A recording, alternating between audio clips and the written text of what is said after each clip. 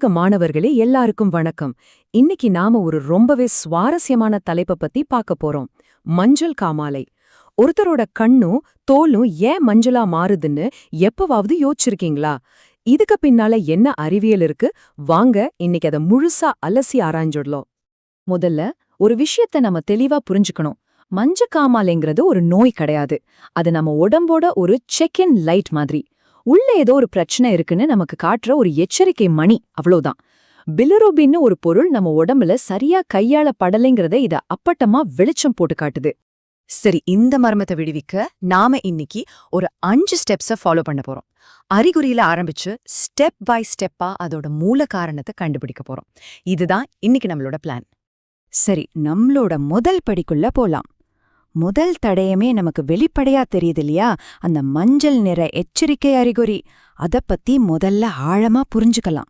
சாதாரணமா நம்ம எல்லாருடைய ரத்தத்திலயும் பிலிரூபின் கொஞ்சம் அளவுல இருக்கும். அதுல எந்த பிரச்சனையும் இல்ல. ஆனா அதோட அளவு ஒரு டெசிலிட்டருக்கு 2-3 மில்லிகிராம்ங்கிற அளவை தாண்டும் போது அப்போதான் அந்த மஞ்சள் நிறம் நம்ம கண்ணிலையும் தோல்லையும் தெரிய ஆரம்பிக்குது. இதுதான் நம்ம கவனிக்க வேண்டிய முக்கியமான மருத்துவ கட்டம். அடுத்து நம்ம கொஞ்சம் துப்பறியிற வேலை பார்க்க போறோம்.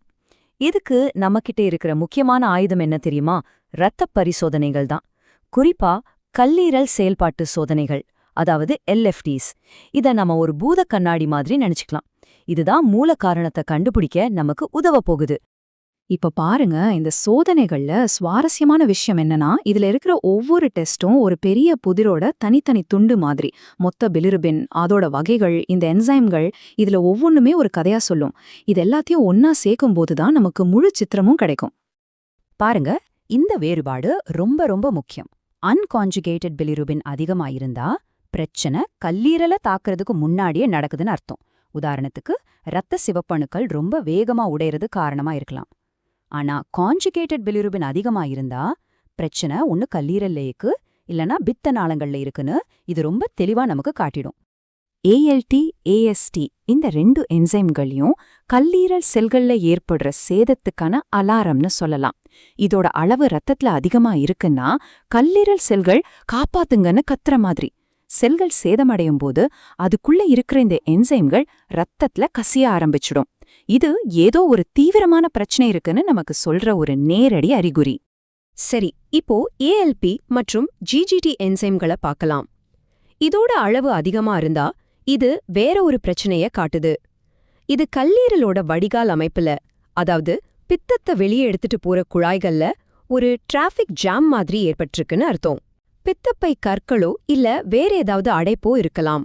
இந்த 2 டெஸ்டும், அதாவது அல்புமின் மற்றும் INR, கல்லீரலோட ஒட்டுமொத்த செயல்பாட்டை அளவிடுறதுக்கான ஒரு ரிப்போர்ட் கார்டு மாதிரி.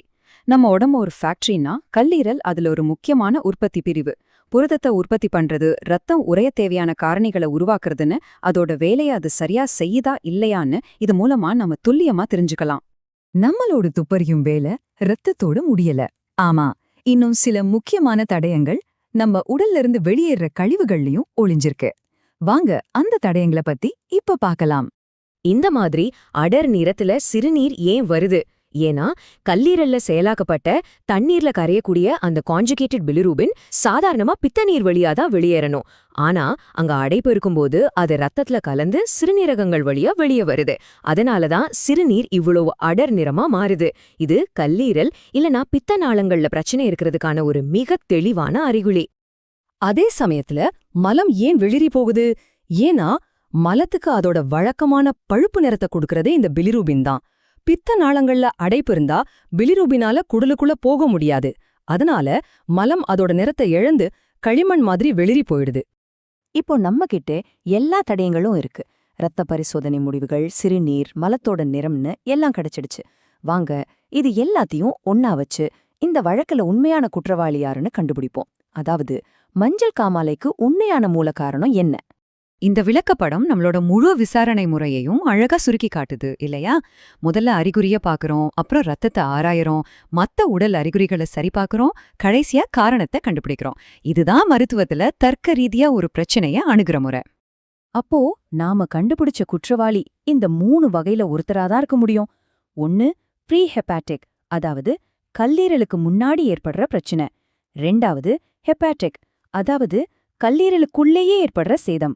3வது போஸ்ட் ஹெப்பாட்டிக், அதாவது கல்லீரலுக்கு பிறகு பித்த நாளங்கள்ல ஏற்படுற அடைப்பு. நாம சேகரிச்ச எல்லா தடயங்களும் இந்த 3ல எது சரின்னு நமக்கு காட்டிடும்.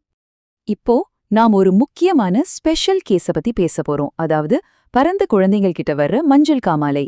இது புதுசா பெத்தவங்களுக்கு ரொம்ப கவலை அளிக்கிற ஒரு விஷயமா இருக்கலாம். ஆனா பெரும்பாலான நேரங்கள்ல இது ரொம்ப சாதாரணமானதுதான். ஏன் அப்படிங்கறத இப்ப பார்க்கலாம். குழந்தைங்க கிட்ட பொதுவா வர்றது பிசியோலாஜிக்கல் ஜாண்டிஸ். இது தற்காலிகமானதுதான். சில நாள்ல அதுவாவே சரியாயிடும். சில சமயம் தாய்ப்பால் சம்பந்தமாவும் வரலாம். ஆனா குழந்தை பிறந்த 24 மணி நேரத்துக்குள்ளேயே ரொம்ப தீவிரமா மஞ்சள் காமால தெரிஞ்சா அது ஒரு அபாய அறிகுறி. அதுதான் பேத்தலாஜிக்கல்னு சொல்வோம். அதுக்கு உடனடி மருத்துவ கவனம் தேவை. பெரியவங்களுக்கும் பிறந்த குழந்தைங்களுக்கும் இருக்கிற இந்த ஒரு முக்கியமான வித்தியாசத்தை கவனிங்க. பெரியவங்களுக்கு அடைப்பு இருந்தா அடர் நிற சிறுநீர் வெளிரிய மலம் இருக்கும்னு பார்த்தோம் இல்லையா? ஆனா பிறந்த குழந்தைங்க கிட்ட இது அப்படியே தலைகீழா இருக்கும். ஏன்னா அவங்களோட கல்லீரல் இன்னும் முழுசா வளர்ச்சி அடைஞ்சிருக்காது. அதனால பிலிருபினை செயலாக்குற திறன் ரொம்ப குறைவா இருக்கும். அதனாலதான் அறிகுறிகள் இப்படி மாறுபடுது. சரி, நாம இந்த விளக்கத்தை முடிக்கிறதுக்கு முன்னாடி இத பத்தி கொஞ்சம் யோசிச்சு பாருங்க. வெறும் மஞ்சள் நிறம்ங்கிற ஒரே ஒரு அறிகுறி இரத்த அணுக்கள் சிதைவிலிருந்து கல்லீரல் நோய், பித்தப்பை கல் வரைக்கும் இவ்ளோ வெவ்வேறான பிரச்சனைகளை எப்படி நமக்கு அடையாளம் காட்ட முடியும்? இதுதான் மருத்துவ ஆய்வியலோட ஒரு அழகு. நாம எப்பவுமே அறிகுறிக்கு பின்னால இருக்கிற உண்மையான மூல காரணத்தை தேடணுங்கிற ஒரு முக்கியமான பாடத்தை மஞ்சக்காமால நமக்கு கத்துக் கொடுக்குது. இந்த மாதிரி மருத்துவ ஆய்வகம் சம்பந்தமான சுவாரஸ்யமான விஷயங்களை இன்னும் நிறைய தெரிஞ்சுக்க நீங்க ஆசைப்பட்டீங்கன்னா, திரையில தெரியிற தமிழில் மருத்துவ ஆய்வகம் யூடியூப் சேனலை கண்டிப்பா பாருங்க. இந்த விளக்கத்துல கலந்துகிட்டதுக்கு ரொம்ப நன்றி. அடுத்த பகுதியில சந்திப்போம்.